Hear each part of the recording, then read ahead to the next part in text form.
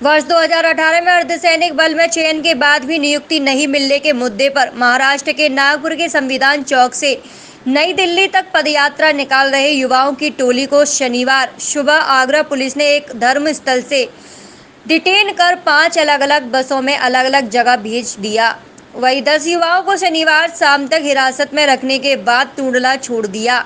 देर रात आगरा पहुंचे इन युवाओं ने वरिष्ठ सपा नेता रामजी लाल सुमन से संपर्क किया, जिसके बाद पूर्व केंद्रीय मंत्री सुमन ने इन युवाओं के रहने खाने पीने का इंतजाम कराया।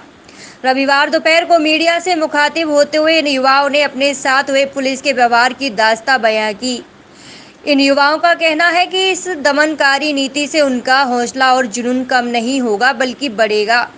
वहीं पूर्व केंद्रीय मंत्री सुमन ने देश में अघोषित आपातकाल बताते हुए इन युवाओं को न्याय दिलाने की बात कही। ये अत्यधिक दुर्भाग्यपूर्ण है। कल हमको जब जानकारी मिली, लाल सिंह लोधी और धर्मेंद्र यादव वहां पहुंच गए थे पहले, तो हम भी वहां गए थे। सबसे अंत में 10 लड़के जो बचे थे उनको हमारे सामने बस पे बैठाल करके भेजा जा रहा था। ये अत्यधिक दुर्भाग्यपूर्ण है और समझ से परे है कि आखिर सरकार करना क्या चाहती है। पार्लियामेंट परिसर में धरना नहीं होगा, कहीं प्रदर्शन नहीं होगा। ये नौजवान कोई हिंसक थे ही नहीं। 1 जून से नागपुर से चले थे, पैदल जा रहे थे अपनी बात कहने के लिए, और बहुत जेन्युइन बात इनकी थी, न्याय संगत बात इनकी थी। 60,000 जो भर्तियां हुई थी वो कमीशन के मार्फत हुई थी पैरामिलिट्री फोर्सेस की। उस पर 55 लोगों को एडजस्ट कर लिया गया, 55,000 लोगों को एडजस्ट कर लिया गया। और सबसे अहम बात है कि समस्त औपचारिकताएं पूरे होने के बाद इनकी नौकरी की पात्रता थी, खाली इनको ज्वाइनिंग देनी थी, तैनाती देनी थी। ये जानना चाहते थे कि हमारा गुनाह क्या है, आखिर हमें क्यों छोड़ दिया गया है। बार बार उन्होंने गुहार की, अनशन किया, पार्लियामेंट में सवाल उठा। 1 जून को नागपुर से चले और जाकर के इनका मनसा ये था कि हम अपनी बात दिल्ली में जाकर के कहते बताते कि हमारे साथ इंसाफ हो।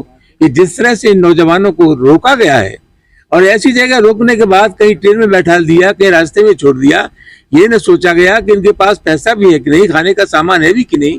जो मानवीय दृष्टिकोण हमारा होना चाहिए वो मानवीय दृष्टिकोण भी होना नहीं रहा। सर सबसे पहले तो सुबह में सर कोई टाइम नहीं थी सर, 4 बज रही थी। उस समय सब सोए हुए रहते हैं। उस समय सर हम लोग के गेट ठकठकाया गया कि आप लोग गेट खोलिए। हमने लोग ने गेट खोला। उस समय से प्रेशर बनाया जा रहा, आप लोग जो है यहाँ से जल्दी निकलिए। अगर निकलिए कहाँ, तो हमारे बस में बैठिए। ये नहीं कि निकल के आप लोग जहाँ जा रहे हैं, जो आपका लक्ष्य वहाँ जाइए, आप हमारे बस में बैठिए, ये बोला जा रहा था। हम लोग बोले सर क्यों, हमने क्या अपराध किया, हम कर क्या रहे हैं, कुछ गलत कर रहे हैं तो ये बताइए सर। हमको भी कुछ बताए हुए वो बोले कि नहीं कुछ नहीं बताएंगे, जो आदेश मिला है जो हम कर रहे हैं। शायद आदेश कहाँ से मिला सर ये तो हम नहीं कह सकते थे, लेकिन सर कुछ बताए नहीं और हम लोग को वहाँ से डिटेन करना स्टार्ट कर दिए सर। हमारे 10 साथियों को सर बात करने के पर्पज से एक रूम में रखा गया, बाकी सभी साथियों को वहाँ से डिटेन करके जिधर तिधर छोड़ दिया गया सर। लगभग 4 से 5 पार्ट में उसको बांट दिया गया सर आज सर। और उसके बाद सर बांटने के बाद सभी का झंडा भी ले लिया गया सर। तिरंगा तो सभी का अधिकार है सर, तिरंगा से क्या दुश्मनी सर, हम तिरंगे लेके चल रहे थे सर, कोई हथियार तो नहीं ना सर। हम बोले सर तिरंगा दे दीजिए, मेरा कम से कम तिरंगा दे दीजिए सर, हम उससे कहीं कुछ मतलब गलत करने नहीं जा रहे हैं सर। तिरंगा ज़बरदस्ती छीन लिया गया सर, तिरंगा दिया भी नहीं गया सर। लाख प्रयास किए सर, तिरंगा नहीं दिया गया।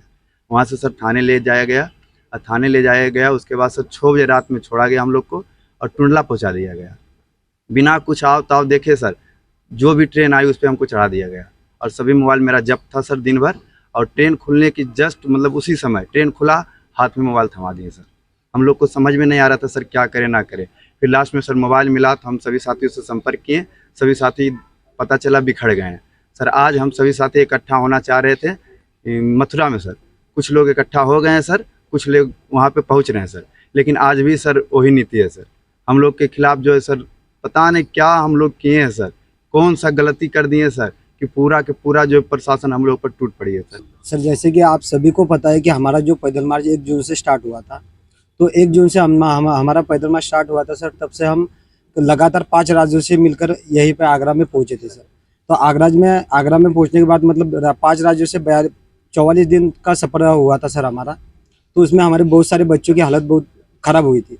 इसकी वजह से हमने सोचा कि डीएम साहब से मिलके उनको एक ज्ञापन देंगे और ये उनसे रिक्वेस्ट करेंगे कि एक मेडिकल जो टीम है वो हमारे बच्चों की मतलब चेकिंग के लिए भेज दे। तो हमने उनको ज्ञापन दिया, उन्होंने हमें रहने की व्यवस्था भी की सर, एक गुरुद्वारे में वहाँ पे रहने की व्यवस्था उन्होंने खुद की थी सर। तो वो बोल रहे थे कि मैं एक मेडिकल टीम भी आपके यहाँ भेज दूंगा। तो सर अचानक एक दिन हमारा वहाँ पे गुजर गया सर, अच्छे तरह से हम रहे। लेकिन दूसरे दिन सुबह सवेरे एकदम 4:30 बजे सर पुलिस वाले वहाँ पे इतनी बड़ी तादाद में आ गए थे सर, कम से कम 100 के ऊपर पुलिस वाले वहाँ पे होंगे। और अचानक से लड़कियों को 4:30 बजे परेशान कर रहे हैं सर कि आप जल्दी से जल्दी बाहर निकलो, यहाँ से आपको जल्दी निकलना है। उन्होंने सर लड़कियों को कपड़े चेंज करने का मौका भी नहीं दिया। लड़कियों के कॉल आए सर हमें, जब हम वहाँ पे गए तो पुलिस वाले हमें भी वहाँ से धक्के मारकर बोल रहे थे कि ठीक है आप भी जल्दी यहाँ से निकलो, आपको जल्द से जल्द निकलना है। तो ऐसा क्या हुआ है सर कि डीएम साहब ने खुद रहने की व्यवस्था की हमारी, और डीएम साहब अभी इतनी बड़ी तादाद में पुलिस वाले वहाँ पर भेजकर, ये तो नहीं होगा सर कि डीएम साहब को पता नहीं होगा कि इतने सारे पुलिस वाले वहाँ पर नहीं आए, ये साहब को भी पता होगा। लेकिन ऐसा हम लोगों ने किया है क्या सर? डीएम साहब की खुद मर्जी से हम वहाँ पे रुके थे। तो फिर ऐसा अचानक क्या हुआ कि जिन्होंने हमें एकदम डिटेन कर रहे, सारे बच्चों को डिटेन किया, अलग अलग बॉर्डर पे छोड़ दिया गया। हम कम से कम ऑल ओवर इंडिया के बच्चे हैं सर वहाँ पे, ये भी नहीं पूछा सर कि कौन किस स्टेट का है, कौन कहाँ पे भेजना है।